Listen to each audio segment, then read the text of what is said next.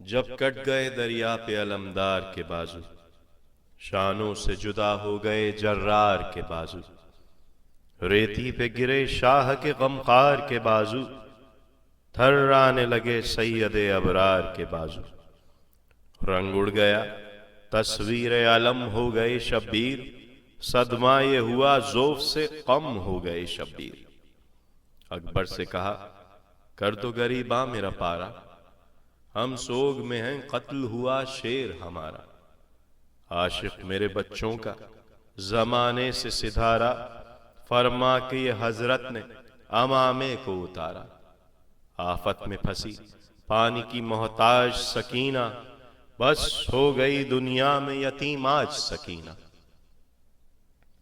فرما کہ یہ گرتے ہوئے دوڑے شہ والا، سنبھلے کبھی خود اور کبھی اکبر نے سنبھالا، تھا سینہ اقدس میں کلے جاتا ہو بالا، چلاتے تھے ہائے ہائے میری آغوش کا پالا۔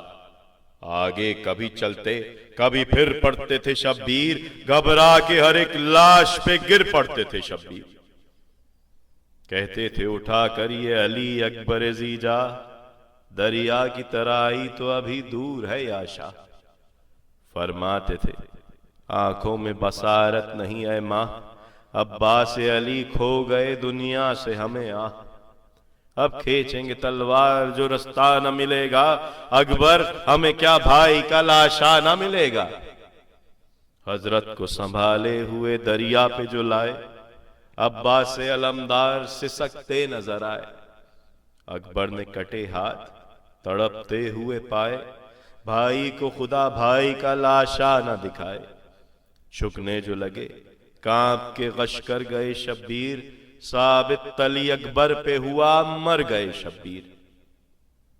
ہائے ہائے شہیدی کہہ کے جو روئے علی اکبر، صدمے سے تڑپنے لگے عباس سے دلاور۔ گھبرا کے بھتیجے سے کہا اے میرے دلبر، بتلا دو کدھر ہے میرے آقا میرے سرور۔ اکبر نے کہا غم شہ والا کو بڑے ہیں، ارے وہ آپ کے قدموں کی طرف غش میں پڑے ہیں۔ سرکا کے قدم جلد یہ عباس پکارے، پھیرو میرے لاشے کو میں قربان تمہارے۔ چھاتی میں ہے دم موت کے آثار ہے سارے، قبلہ کی طرف چاہیے منہ اے میرے پیارے۔ بے دست ہوں اس وقت یہ احسان کرو ہم پر، رکھ دو میرا سر قبلہ عالم کے قدم پر۔ ارے کیا میرے لیے روتے ہو بابا کو اٹھاؤ، ارے للہ زمیں سے شہ والا کو اٹھاؤ۔ میں اٹھ نہیں سکتا تمہیں آقا کو اٹھاؤ، اور قدموں کی طرف سے میرے مولا کو اٹھاؤ۔ واجب پہ سر مصحف ناطق کا ادب ہے، ارے قرآن کی طرف پاؤں قیامت ہے غضب ہے۔ بش میں یہ سخن سن کے پکارے شہ ذیشاں، یہ کس کی صدا ہے میں اس آواز کے قرباں۔ اکبر نے کہا کب سے تڑپتے ہیں چچا جاں، مل لیجئے کہ عباس کوئی دم کے ہے مہماں۔ پھر ہو نہ سکا ضبط امام ازلی سے، لپٹے شہیدیں لاشِ عباس علی سے۔ چلائے بزت غم میرے بھائی، کیا دل کا ہے عالم میرے بھائی، کیوں چشم ہے پرنم میرے بھائی، ارے اکھڑا ہے تیرا دم میرے بھائی، سینے میں اجل سانس ٹھہرنے نہیں دیتی، ارے ہچکی تمہیں اب بات بھی کرنے نہیں دیتی۔